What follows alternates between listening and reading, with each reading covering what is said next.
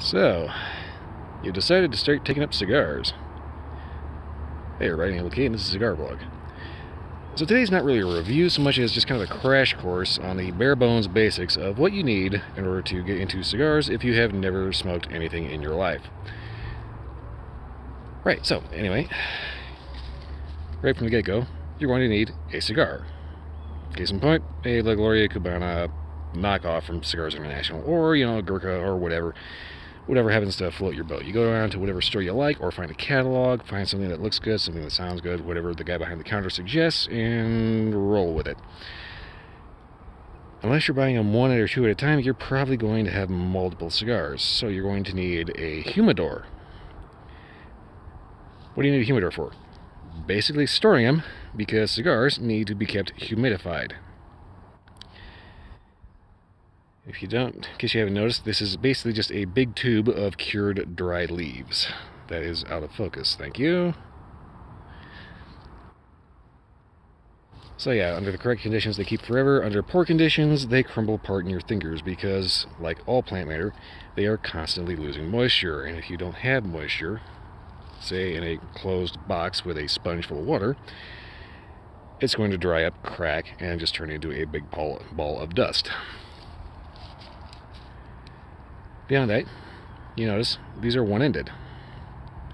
This is a real cigar, handmade, not torqued out on a machine, so, like everybody's standard go-to, the first thing they try is a Swisher Sweet, has a little hole in the end, so, that's, technically it's a real cigar, but it's a machine-made, so it kind of doesn't count. An actual cigar, handmade, is going to have a closed cap. In this case, it's going to have several caps. If I can get this to focus. Thank you, camera. You'll notice there is a line here and here, indicating that this is a double cap. Sometimes you'll find 3 of those lines, sometimes you'll find just one. Depending on how high the quality is, how expensive it is, you'll find anywhere from 1 to several caps. Also, the actual overall shape is going to make finding those caps occasionally a little difficult. Like torpedoes, very difficult to discern where the cap ends and the actual wrapper begins. Beyond that, you're going to need a cutter to get through that cap, like this bad boy right here. Alright, this is just a standard double guillotine Cigar. Had this for I don't know how many years. As you can see, this has seen some action. And yeah, it's a little nasty, sorry. But thank you, cyclist, for creeping me the hell out. Got a nice little double guillotine cutter here. This one's actually one of the higher grade ones. I got this years ago for like 60 bucks. These cutters, if they're nice, are expensive. If they just work, they're typically like, shake them out of your couch and you'll find one. But this is called a double guillotine. This is an open-ended, goes all the way through.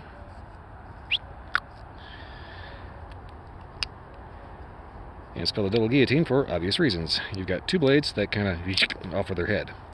Now there's single guillotine cutters out there that are open-ended. There's also close-ended. Close-ended tend to be good for people that are not so accustomed to actually figuring out where to cut. Because they got that closed end on there, there's only so far you can stick it in. Whereas this one, open-ended, you can go all the way through. But I do not cut here. There's also a type of cutter that is a single guillotine called a V cutter, which just cuts a little V notch into the top here. And which one you choose comes down to basically personal preference. Me personally, I like going with a nice little double guillotine. You come down to right at where, okay, so here's the thing. You've got the head and the shoulder. Then you get to the body. You want to cut right where that shoulder is, without going beyond the actual cap here. I kind of forgot what I was getting at here, but I kind of point out that I like nice double guillotine because you get that one quick, decisive bite.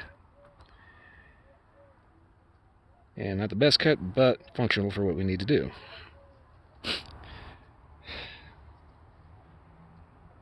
So, after you end up making your nice little cut, you need the light.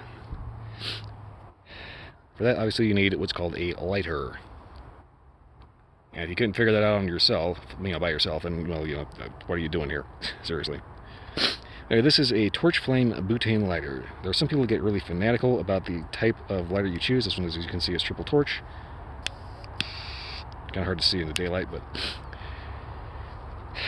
the whole point of lighting is to take the foot of the cigar. That's this bite right here. You want to take this wrapper, you want to seal this to the binder underneath it. After that, you want to light all this filler in the middle. And I said this is going to be kind of a crash course. I wasn't kidding. I'm kind of pinballing from one topic to the next, to the next, to the next. But anyway, go ahead and get this lit up here so I can talk about other things here.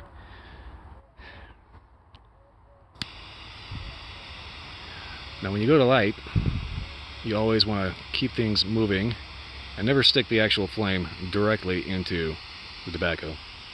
This is getting a little on the scorch side, but ideally what you want to do is you want this to kind of auto-combust on its own. Now for the problem that you're seeing right here where everything's kind of turning black and getting a little charry, this is one of the reasons why you have two different flame types. One being the torch flame like this guy, or the natural flame like you find in like your typical Bic, Zippo, things like that. You can find these in petrol, like the Zippo, or butane, like this guy.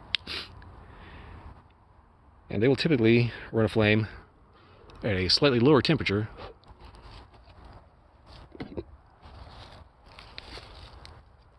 than what you would typically find on a torch flame. And as you can see, that torch flame can get a little hot. If this is okay and you're going to have a nice long cigar, this isn't really that big of a deal. There are some people who get really bent out of shape over like what you choose to light with. And the funny thing is, there's like so many different ways to light, it's insane. There's your natural flame, there's your torch flame, butane, petrol, cedar spill. I'm waiting for somebody to use a fire bow with their feet. Anyway. That first little puff, make sure everything actually is going. Now as this actually burns down, it's actually not uncommon to have issues where...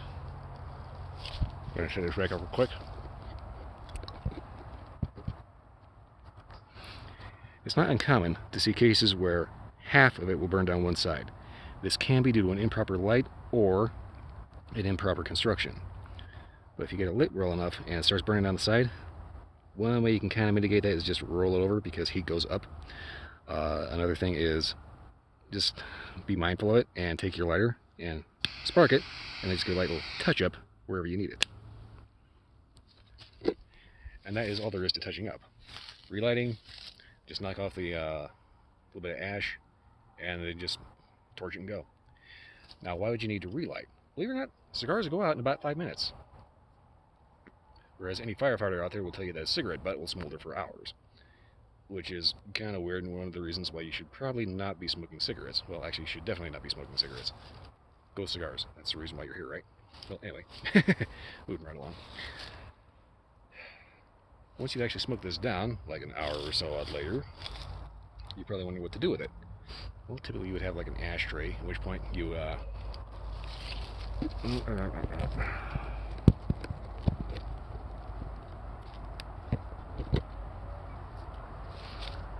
you have your ashtray, say my hand is your ashtray, you will basically just roll the actual ash ember off of there and then set the butt down in the tray and it would go out on its own. Alternatively, you can always just mash the shit out of it and call it a day.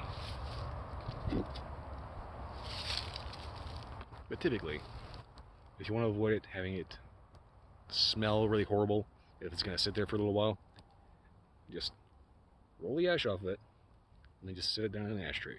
It'll go out on its own and it theoretically should not stink. So coming back to a topic I was touching on a little bit earlier, the humidor. What exactly should you look for in a humidor? Well, basically, just a big box that seals. You can use a cooler, you can use a nice cedar cabinet.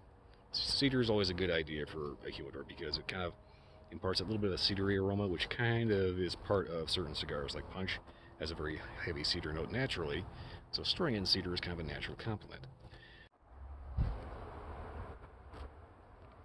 wasn't done, damn it.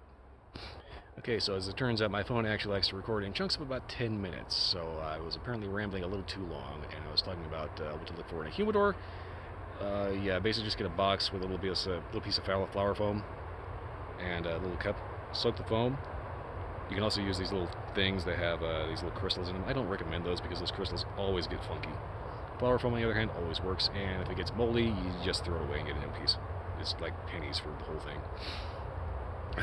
Well, anyway, before my phone decides to cut me off again, hopefully it's actually still recording. Yeah, I was hoping that this was at least a little bit informative. By all means, if you like this video or any other video, like, subscribe, leave a comment, and yeah, I got a couple of donate buttons on this channel, my main page here. If you go to the actual page description, also my Twitch channel. By all means, feel free to stop on my Twitch, which is now Sundays to Friday nights, 10 p.m. to 2 a.m. Mountain Time. Anyway, I'm a little irked that my phone just like cut me off after 10 minutes, so yeah. Well, anyway, hopefully you got a little bit of information about that. Leave me a comment if you got any questions. Beyond that, that's pretty much all I got. I'll see you next time.